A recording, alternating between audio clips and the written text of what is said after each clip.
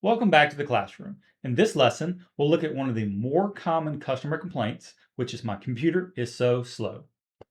Now that sounds simple, but it's actually one of the most vague complaints a user can give. And that matters because if you treat slow like the diagnosis, you'll usually head in the wrong direction. Slow computer can feel slow for a lot of different reasons.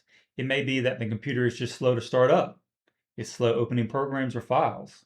It's slow browsing the internet, slow switching between tasks, or even slow just because the machine is overloaded all the time. These are not all the same problem, and they don't all point to the same cause. For example, a computer that takes forever to boot may have a startup problem, a dying storage problem, or even a heavily neglected Windows OS. A computer that feels slow only when the user has 10 browser tabs, music, email, and a document open all at the same time may be struggling in a completely different way. And a computer that feels slow only online may not be a slow computer at all. It may actually be a problem with the browser or even a network issue. So, one of the first things I want you to understand is this: slow is a symptom, not a diagnosis. That mindset is something that will make you a much better troubleshooter in the long run.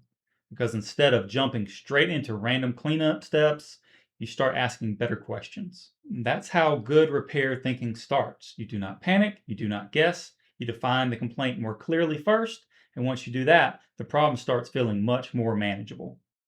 A big part of real world tech repair work is taking vague user complaints and translating them into something more specific.